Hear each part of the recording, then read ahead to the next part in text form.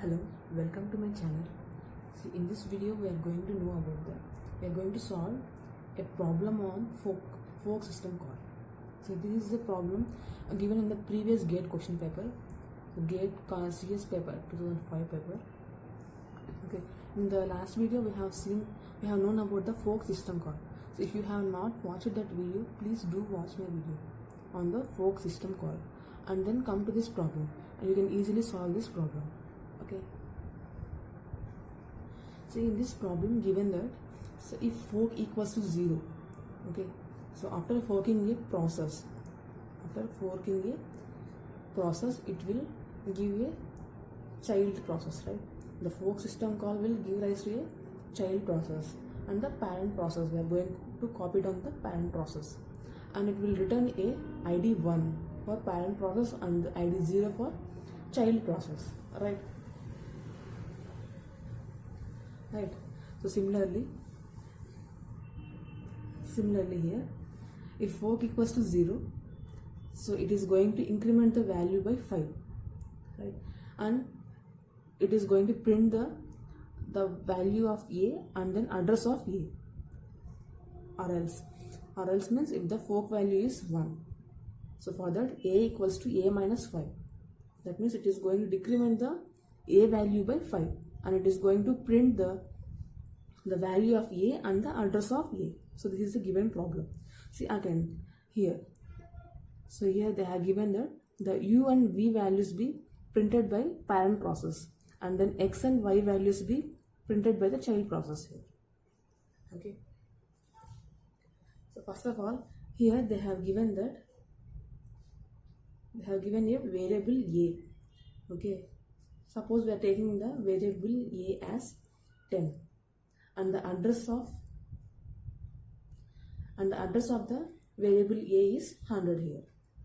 Okay,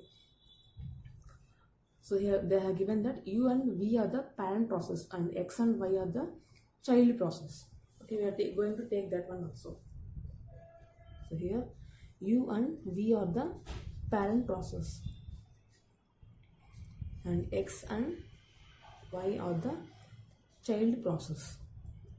Okay, see here we are going to implement the copy on write command. Okay, so in the case of the copy on write, so it is going to create the copy of the particular process.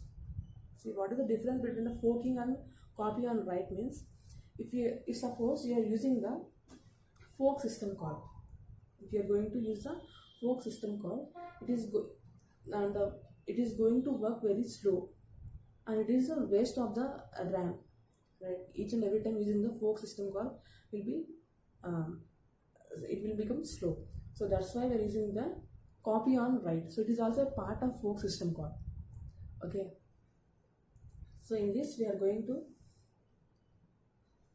so in this the copy on write command, so suppose there is a process P here and it is going to create another process. Okay, it is going to create another process here and we are going to copy the entire content, that is the entire data structure of the particular process P to the child also.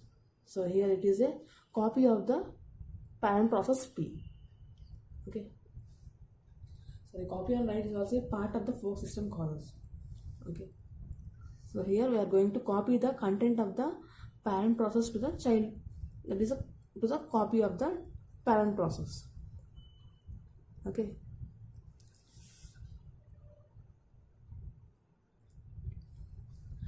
okay, so here, so u and v are the parent process and x and y are the child process here.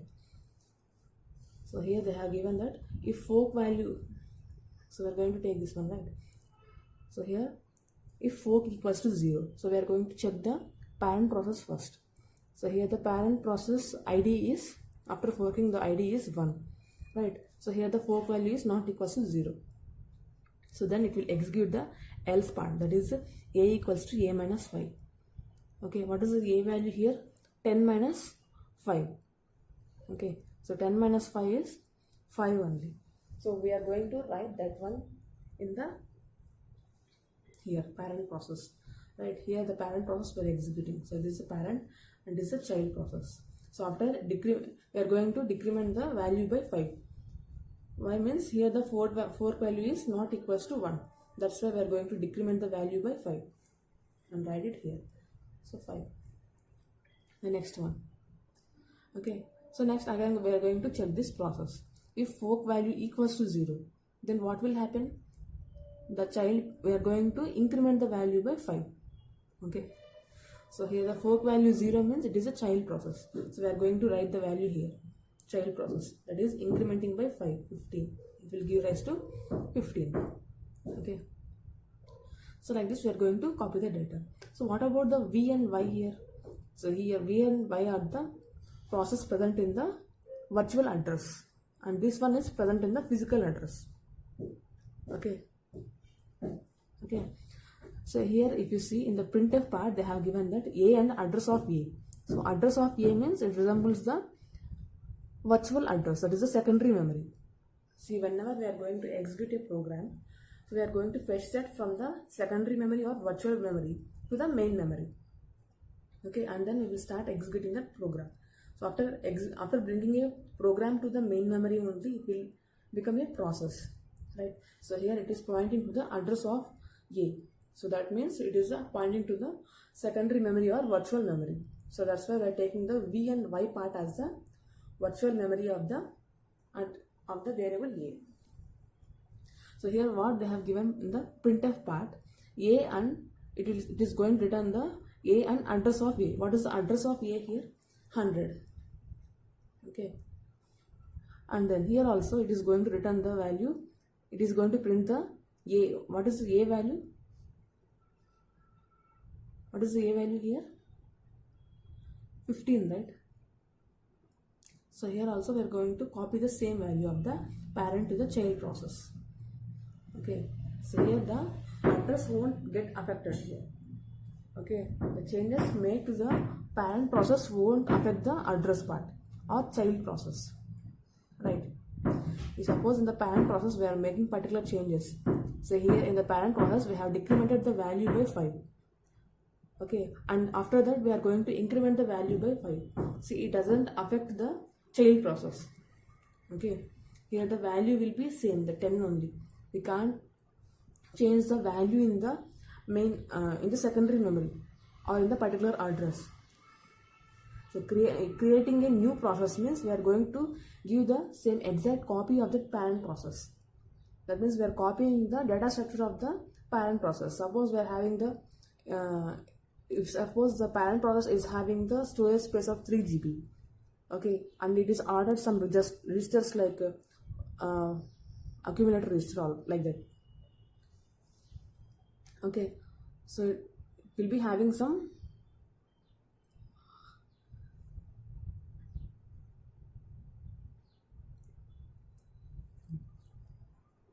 so here we are going to the parent forking means it is going to create a new child process with the particular data structure. That is the data structure of process is code, data, register, stack and the storage space. So it is going to produce the same, it is going to allocate the same data structure to the child process. But whatever the modifications that we are doing for the child process won't get affected on the parent process. Okay, so that is we are using this copy on write command. Okay, it is a part of the fork system call. And whatever the modifications we are doing on the child process won't affect the parent process. Okay, so here we have decremented the value by 5. Okay, for the parent process, right? First we are executing this parent process since the fork value is not equal to 0. So first of all we are executing the parent process, that is 1. So after that we are going to decrement the A value by 5. Okay, again for the child process C, child process we are going to increment the value by 5, 15, and we are not taking the previous value that for the parent, that is the 5. We are going to apply the increment operation, so based on the variable in the main address only. Okay, and here the V and Y. So V means here the address of A. We are going to copy the address of A here, that is 100, which is present in the virtual memory. and the same address is copied back to the child process also, that is 100. Okay, so now we will check the options for this particular one. So u equals to x plus 10. Okay, u is equals to x plus 10. So is it possible or not? So u is equal to x plus 10. Not right. So we'll check the options here. So first one is u equals to x plus 10. So u 5 is equals to x plus 10. So it is not possible, right? So 5 is equals to 15 plus 10, not possible. So next one, u equals to x plus 10. This one also same thing. And the next one is u plus 10 equals to x, right?